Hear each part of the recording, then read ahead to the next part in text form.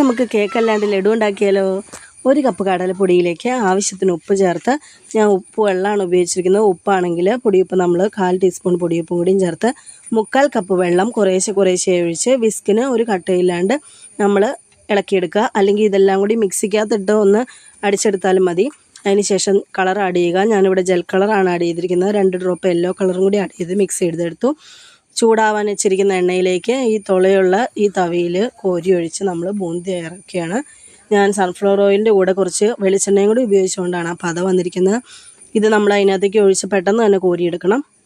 അതിനുശേഷം 1 cup പഞ്ചസാരയിലേക്ക് 3/4 cup വെള്ളവും കൂടി ഒഴിച്ച് തിളപ്പിക്കാൻ വെക്കുക. ആ സമയത്ത് ഈ ബൂന്തി ഒരു മിക്സിയുടെ ജാറിലേക്കിട്ട് 2 ഏലക്കയും കൂടി ഇട്ട് നല്ലപോലെ ജസ്റ്റ് ഒന്ന് പൊടിച്ചെടുക്കുക. അതിനുശേഷം ഒരു നൂൽ പരുവത്തിൽ ഈ പഞ്ചസാര പാനിയായി കഴിയുമ്പോൾ അതിനകത്തേക്ക് ഈ ബൂന്തിയും കൂടി ഇട്ട് 1 ടീസ്പൂൺ നെയ്യും കൂടി ഒഴിക്കുക. ഞാനിവിടെ ബട്ടറാണ് ചേർത്തിരിക്കുന്നത്. അതിനുശേഷം നല്ലപോലെ മിക്സ് ചെയ്ത് ആ ഒരു പരുവായി കഴിയുമ്പോൾ നമ്മൾ വാങ്ങി വെച്ച് ചൂടാറി കഴിയുമ്പോൾ ഉരുട്ടിയെടുക്കുക. 12 ഉരുളയ്ക്ക് കിട്ടും കേട്ടോ. അപ്പോൾ അത്രയും